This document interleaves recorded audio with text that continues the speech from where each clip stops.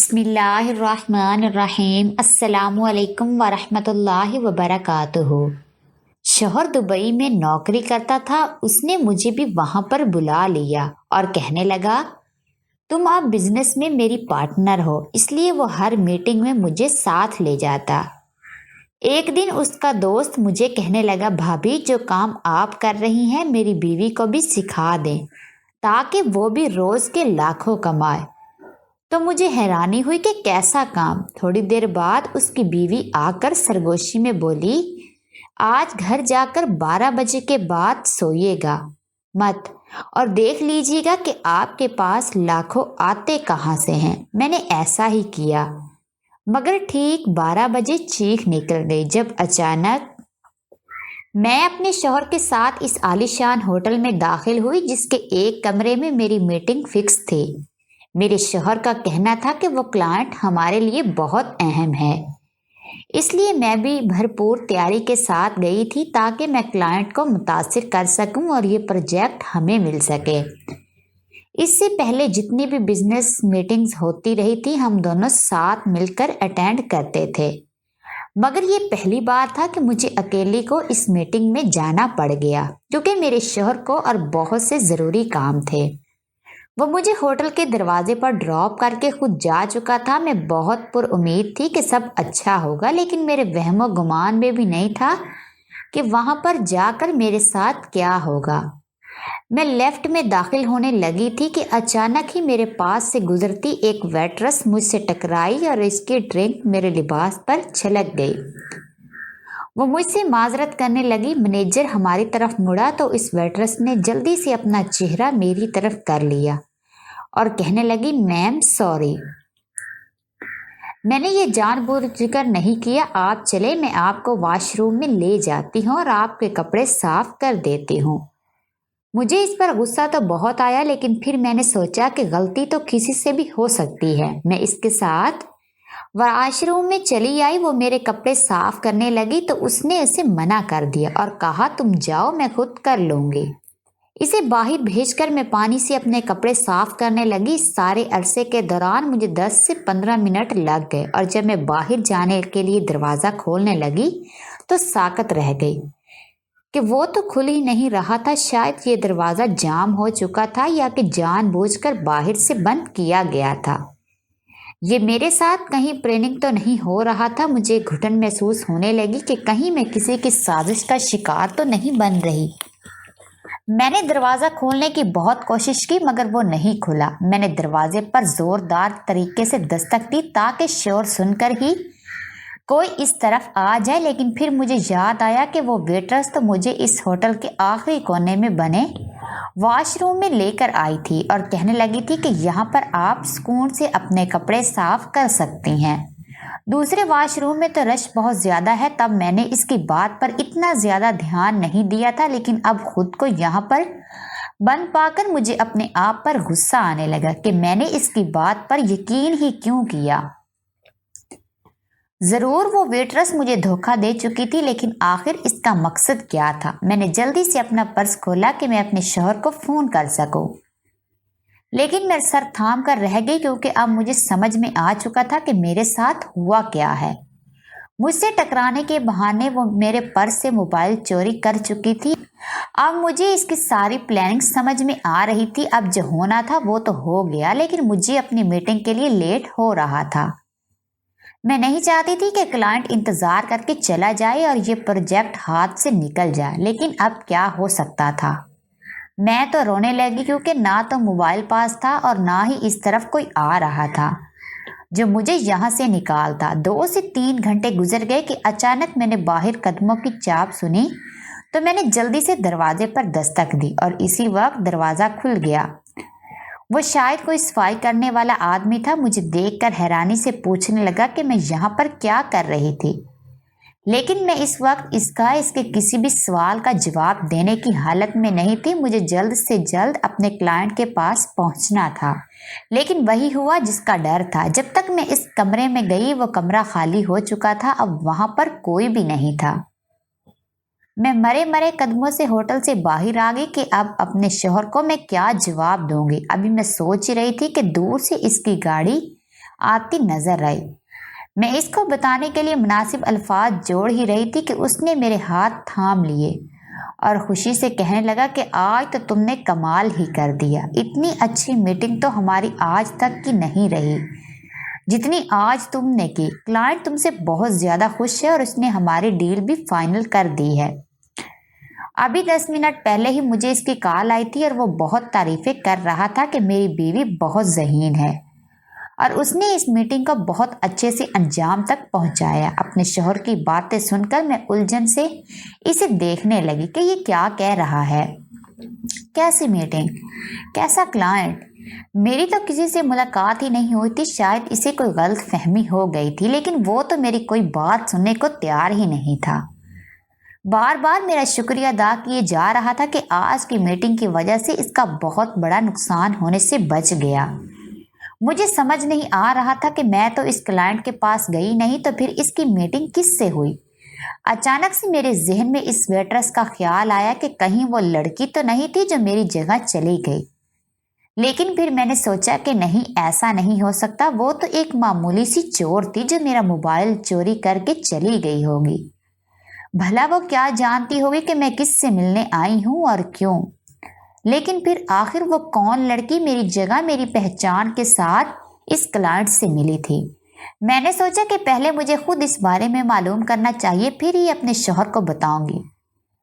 बातें बातों में मेरा शौहर मुझे कहने लगा कि आज की कामयाबी की खुशी मैंने अपने घर एक पार्टी रखी है जहां पर मेरे सब दोस्त आएंगे, तुम तैयारी कर लेना। शाम को मेरे शौहर के सब दोस्त आ गए। मेरा शौहर दूसरी तरफ मसरूफ था कि इसका एक दोस्त मेरे पास आकर कहने लगा, भाभी मुझे आपसे एक बात करनी है। आप जो काम करती हैं वो प्लीज मेरी बीवी को भी सिखा दें ताकि वो भी रोजाना के लाखों रुपए कमाए। मैंने हैरानी से इसको देखकर कहा कि मैं तो अपने शौहर के बिजनेस में बस थोड़ी बहुत इसकी मदद कर देती हूँ, इसके अलावा तो मैं और कोई काम नहीं करती। तो वो मानी खेज अंदाज में मुस्कुराते हुए कहने लगा, भाभी बिजनेस की बात नहीं कर रहा, वही काम जो आप अपने शौहर के लिए करती हैं और लाखों में खेलती हैं। आपकी बार मैंने उसे नागवारी से देखा और कहा, तुम्हारी बात का मतलब क्या है? मैं कुछ समझी नहीं। तो वो कहने लगा कि अब आप अनजान बन रही हैं तो वो अलग बात है, लेकिन मैं सब जानता हूँ। इससे पहले कि मैं इससे सख्ती से पूछती कि वो किस बारे में बात कर रहा है, उसने किसी लड़की को आवाज देकर अपने पास बुलाया और इसका तारुफ मुझसे करवाते हुए कहने लगा, इससे मिले, ये है मेरी बीवी रूफी। इसकी बीवी को देखकर तो मेरे 14 तबक रोशन हो गए। मुझे अपनी आंखों पर यकीन ही नहीं आया, क्योंकि ये तो वही लड़की थी जो सुबह होटल में वेट्रेस के रूप में मुझसे टकराई थी और उसने मेरा मोबाइल भी चोरी कर लिया था। क्या ये मेरे शौहर की दोस्त की बीवी थी? इससे पहले मेरा मुंह कुछ बोलने के लिए खुलता, उसने जल्दी से मेरा हाथ पकड़ लिया और मुझे एक तरफ ले जाकर कहने लगी, मैं जानती हूँ आप क्या कहने वाली हैं। आप बिल्कुल ठीक सोच रही हैं। सुबह मैं ही आपसे टकराई थी, फिर उसने अपनी वारस से मेरा मोबाइल निकाल कर मुझे दिया और कहा, ये रहा आपका मोबाइल। मैंने कल जो कुछ भी किया वो सिर्फ आपकी मदद के लिए किया। मेरा मकसद आपको किसी किस्म का नुकसान पहुंचाना नहीं था। मुझे इस लड़की पर हैरत हो रही थी कि ये कैसी बातें कर रही है। मुझे शक गुजर रहा था कि मेरी जगह मीटिंग भी कहीं इसने ने तो अटेंड नहीं की। मेरी आंखों का इशारा समझकर उसने हाँ में गर्दन हिलाई और कहने लगी कि हाँ, आपकी जगह मैं आपके क्लाइंट से मिलने गई थी, लेकिन इस सब में मेरा नहीं बल्कि आप ही का फायदा था। मैंने इसे घूरते हुए कहा कि तुम जो कुछ भी कह रही हो वो मेरी समझ से बालातर है, तो मुझे सच सच बताओ कि ये सब क्या चल रहा है, वरना मैं अभी तुम्हारी असलियत इसी वक्त सबके सामने खोल कर रख दूंगी। कहने लगी कि लगता है आपको मालूम ही नहीं कि आपसे काम क्या लिया जा रहा है। आप ऐसा करिएगा कि आज रात 12 बजे के बाद सोइएगा मत, और जो कुछ भी होगा वो आपके सामने आ जाएगा। आपको मालूम हो जाएगा कि आपके पास लाखों रुपए आते कहाँ से हैं। फिर वो कहने लगी कि मैं आपसे मजीद बात नहीं कर सकती, मेरे शौहर को मुझ पर शक हो जाएगा। मैं आपसे फोन पर राब्ता करूंगी। मैंने तो अपना सर पकड़ लिया, मेरा सर गोल गोल घूम रहा था कि ये क्या भूल भलियां चल रही है। मुझे तो یہ ساری صورتحال کسی بھی فلم کے سین کی طرح لگ رہی تھی۔ انجان ملک میں انجان لوگوں کے ساتھ رابطے ہمیشہ ہی نقصان دیتے ہیں، لیکن میں نے سوچ لیا کہ مجھے اس لڑکی کی بات پر ایک بار اعتبار کرنا چاہیے، کیونکہ اس کی آنکھوں میں سچائی صاف نظر آ رہی تھی۔ ویسے تو روزانہ رات کو میں 9 بجے ہی سو جاتی تھی، کیونکہ میں نیند کی بہت پکی تھی اور صبح 8 بجے میری آنکھ کھلتی تھی۔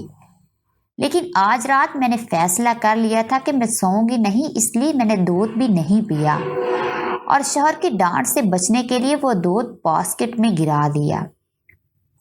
کچھ دیر کے بعد مجھے محسوس ہوا کہ میرا شوہر کمرے سے باہر گیا ہے، شاید اسے کسی کی کال آئی تھی۔ اس پر میں نے گھڑی کی طرف نظر دوڑائی تو 12 بج رہے تھے اور ٹھیک اسی وقت میری چیخ نکل گئی، کیونکہ کھڑکی کے راستے کوئی کمرے میں کودا تھا۔ میں نے ایک لمحے میں اسے پہچان لیا، وہ ٹینا تھی۔ ابھی 2 ماہ پہلے ہی تو میری اس سے ایئرپورٹ پر ملاقات ہوئی تھی۔ مجھے وہ دن یاد آنے لگا۔ ایئرپورٹ پر معمول کے مطابق گہما گہمی تھی۔ میں زندگی میں پہلی بار ہوائی سفر کر رہی تھی، اس لیے بہت نروس ہو رہی تھی۔ ایک طرف مجھے جہاں اپنے شوہر کے پاس جانے کی خوشی تھی، وہاں دوسری طرف میں پریشان بھی ہو رہی تھی کہ میں صحیح سلامت پہنچ بھی پاؤں گی یا نہیں۔ میرے بہن بھائی مجھے ایئرپورٹ پر چھوڑ کر خود واپس جا چکے تھے اور میں اپنی فلائٹ کا انتظار کر رہی تھی۔ تبھی اچانک میرے ساتھ ایک لڑکی آ کر بیٹھ گئی۔ وہ کافی امیر کبیر معلوم ہو رہی تھی، لیکن میں نے نوٹ کیا تو وہ بہت گھبرائی ہوئی سی تھی۔ بار بار پہلو بدل رہی تھی اور اس کی حرکات و سکنات سے لگ رہا تھا کہ جیسے یہ کسی سخت پریشانی میں ہے۔ کچھ دیر تو میں اسے دیکھتی رہی، پھر مجھ سے رہا نہیں گیا تو میں نے اس سے پوچھ لیا کہ خیریت تو ہے؟ آپ کچھ پریشان لگ رہی ہیں۔ وہ میری طرف دیکھ کر بمشکل مسکرائی اور کہنے لگی، نہیں ایسی کوئی بات نہیں، اصل میں یہی میرا پہلا ہوائی سفر ہے۔ میں دبئی اپنے شوہر کے پاس جا رہی ہوں، اس لیے تھوڑا گھبرا رہی ہوں۔ تو میں مسکرا دی کہ وہ بھی میرے جیسی مشکل کا شکار ہے۔ تو میں نے اسے اپنا تعارف کروایا اور بتایا کہ میں بھی اپنے شوہر کے پاس ہی جا رہی ہوں۔ اس نے اپنا نام ٹینا بتایا۔ جب تک ہمارے فلائٹ نہیں آئے گی ہم لوگ باتیں کرتے رہے اور خوش قسمتی سے ہمیں سیٹ بھی ایک ساتھ ہی ملی۔ بس تو بھرپور راستہ ہم دونوں ایک دوسرے سے باتیں کرتے ہوئے دبئی پہنچ گئے۔ میں نے تو اسے اپنا فون نمبر بھی دیا تھا اور کہا تھا کہ تم مجھے کال کرنا، اگر قسمت میں ہوا تو ہم نے دوبارہ ضرور ملیں گے۔ میں تو ٹینا کو بھول چکی تھی، لیکن وہ رات کے اس پہر میرے کمرے میں کیا کر رہی تھی میری تو کچھ سمجھ میں نہیں آ رہا تھا۔ اس نے میرے منہ پر ہاتھ رکھا ہوا تھا تاکہ میں چیخنے سے باز رہ سکوں۔ پھر اس نے مجھے کہا کہ میں اپنا ہاتھ ہٹا رہی ہوں، لیکن تم وعدہ کرو کہ تم چیخو گی نہیں۔ میں نے ہاں میں سر ہلایا تو اس نے اپنا ہاتھ ہٹا لیا۔ میں نے حیران ہوتے ہوئے پوچھا کہ تم یہاں پر کیسے؟ وہ مجھ سے زیادہ حیران نظر آ رہی تھی۔ مجھے کہنے لگی کہ میں تو یہاں اپنے ایک کام سے آئی تھی، لیکن تم بتاؤ کہ تم یہاں پر کیا کر رہی ہو؟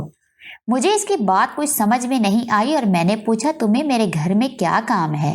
یہ میرا گھر ہے، میں اپنے شوہر کے ساتھ اس اپارٹمنٹ میں رہتی ہوں، لیکن تم یہ بتاؤ تم کس کام کے تحت میرے گھر میں گھسی ہو؟ پھر اچانک میں نے چونکتے ہوئے کہا، کہیں تم چور تو نہیں اور آج چوری کرنے کی نیت سے میرے گھر میں آ گئی ہو اور اب تمہاری مجھ سے ملاقات ہو گئی؟ میں نے دیکھا کہ میری بات پر اس کے چہرے کے رنگ ایک دم سے بدل گئے اور وہ کہنے لگی، تم نے بالکل ٹھیک اندازہ لگایا، میں بھی کیا کروں؟ میرا شوہر مجھے چھوڑ چکا ہے اور زندہ رہنے کے لیے کوئی تو کام کرنا ہی ہے، اس لیے میں نے یہ کام شروع کر لیا۔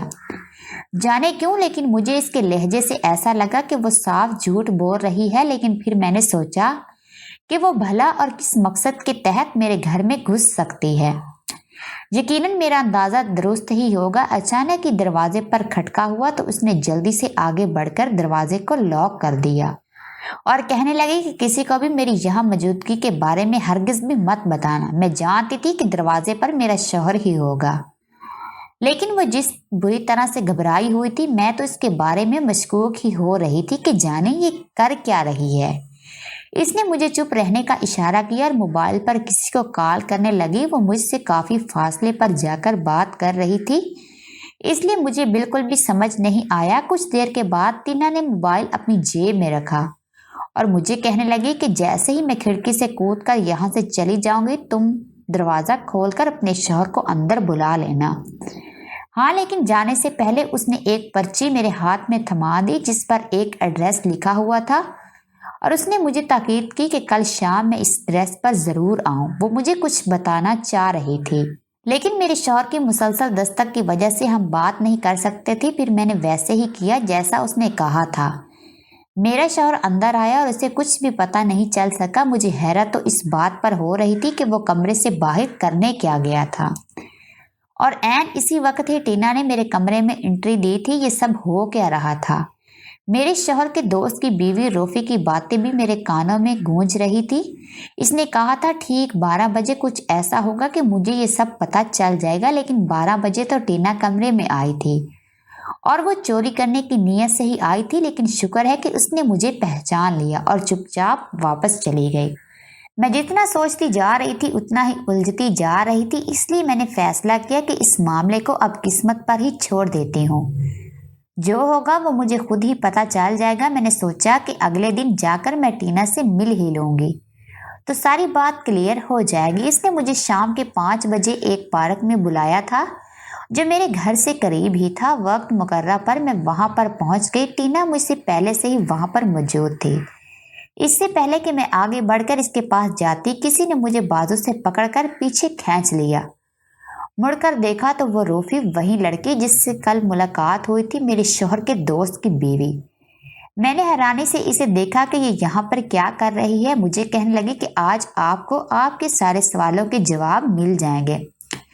फिलहाल देखें कि अभी टीना से मिलने कौन आता है। इसकी बातों के जवाब में मैं कुछ भी ना कह सकी और वही खड़े होकर इंतज़ार करने लगी कि आज देख लो कि ये सारा मामला है। कि थोड़ी ही देर बाद मैंने जिस शख्स को टीना के पास आकर बातें करते देखा तो मुझे हैरत हुई, क्योंकि वो कोई और नहीं बल्कि मेरा शौहर था। मैंने परेशानी से सोचा कि ये यहाँ पर क्या कर रहा है। अगर ये दोनों एक दूसरे को जानते ही थे तो रात को वो इससे छुपकर कमरे से बाहर क्यों गई? इसने मेरे शौहर का सामना क्यों नहीं किया? मैंने थोड़ा आगे होते हुए इनकी बातें सुनने की कोशिश की। टीना इससे कह रही थी कि हाँ, कल जब मैं तुम्हारे कमरे में आई तो तुम्हारी बीवी जाग रही थी, इसलिए मुझे वापस लौटना पड़ा।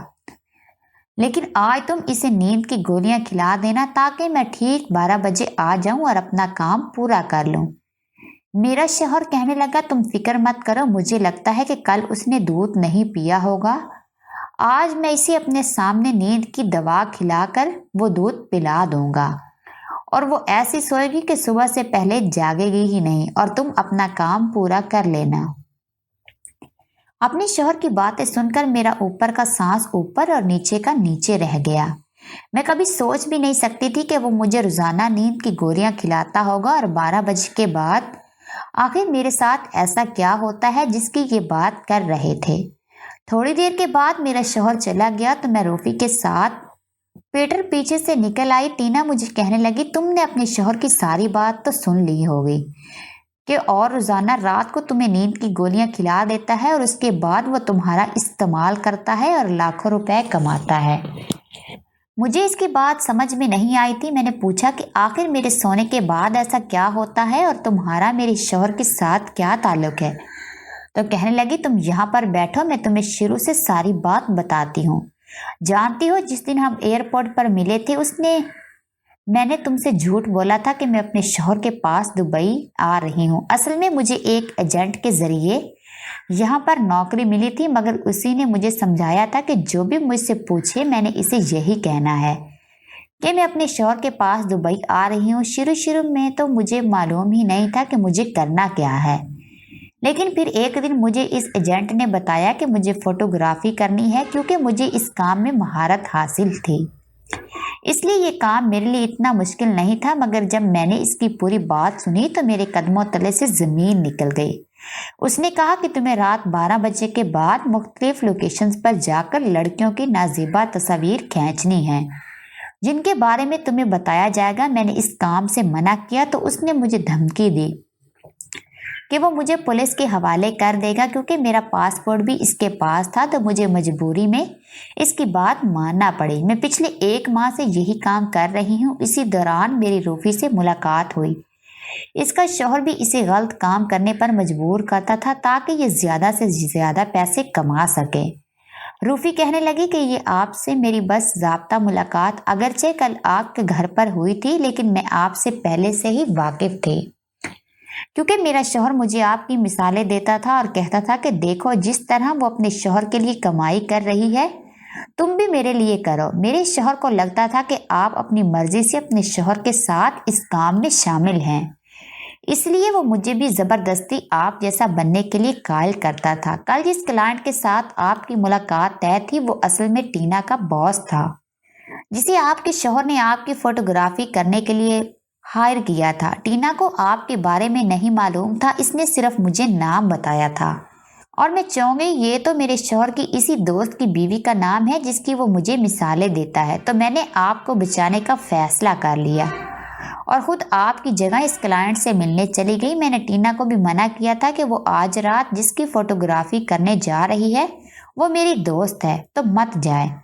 مگر اس نے مجھے انکار کر دیا اور کہا کہ اگر میں یہ کام نہیں کروں گی تو میرا باس مجھے نہیں چھوڑے گا، تو اس لیے میں نے آپ کو محتاط رہنے کا مشورہ دیتے ہوئے کہا کہ رات 12 بجے کے بعد مت سوئیے گا، کیونکہ میں چاہتی تھی کہ آپ کے سامنے ساری سچائی آ جائے۔ اور یہ تو اتفاق تھا کہ آپ اور ٹینا ایک دوسرے کو پہلے سے جانتے تھے۔ ٹینا مجھے کہنے لگی تمہارا شوہر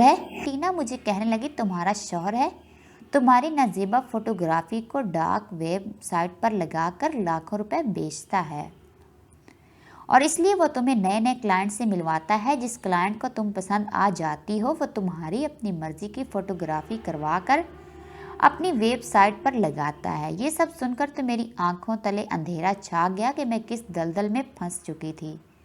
میرا شوہر ایک دلال نکلے گا یہ تو میں نے سوچا بھی نہیں تھا۔ ٹینا اور روفی تو پہلے سے ہی کوششیں کر رہی تھی کہ وہ اس جال سے نکل سکیں، مگر میں ان کی طرح صرف کوشش پر یقین نہیں رکھتی تھی۔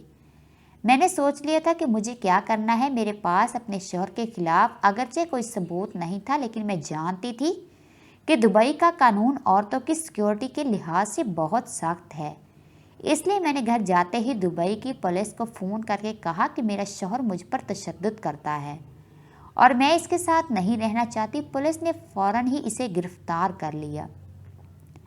میری دیکھا دیکھی روفی نے بھی ہمت کی اور اپنے شوہر کے ساتھ یہی کیا